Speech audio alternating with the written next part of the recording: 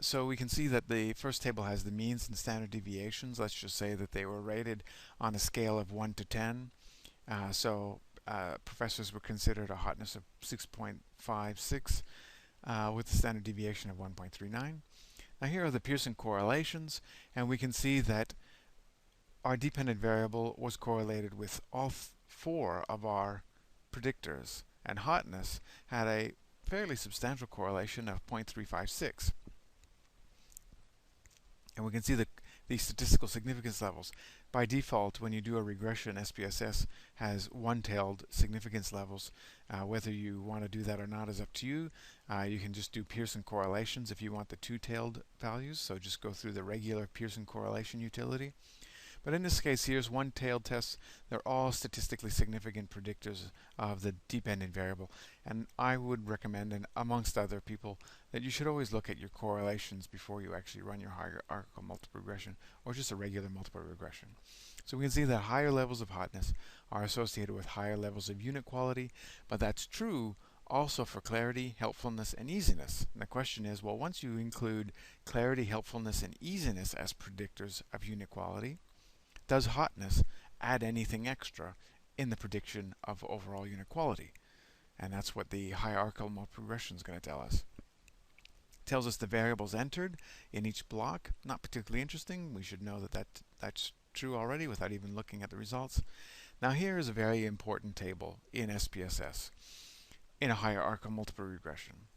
What we have are the R squared and adjusted R squared values and the R values associated with each step in the analysis. So in the first case, when we add clarity, easiness, and helpfulness to the model, we get an R of 0.40, an R square of 0.16. So 16.3% of the variability in overall unit quality is being accounted for by clarity, easiness, and helpfulness. And then there's an adjusted R squared. I don't have a video on adjusted R squared, but it takes into account the fact that sample size and number of predictors tends to overestimate the amount of predictive capacity in the model. So there's an adjustment made based on sample size and number of variables in the model. It hasn't been a big change because the sample size is not small at 387. That's a pretty decent sample size. It's a very decent sample size, in fact. So the adjustment is not very big. From 16.3 to 15.7%. We can see that the R squared change here in the first row of model 1 is equal to 0.163. Now that's a change from 0. So the model starts with no predictive capacity, and then when we added the 3 independent variables, we got 16.3%, and that's why the R squared change is the same thing. So it's basically not really meaningful to interpret R squared change, except in the context of from 0.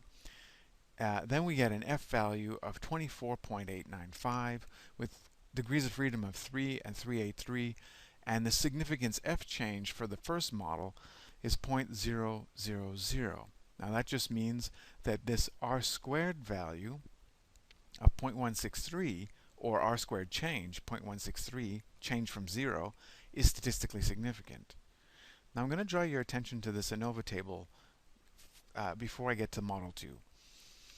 In this ANOVA table, you get redundant information as far as Model 1 is concerned.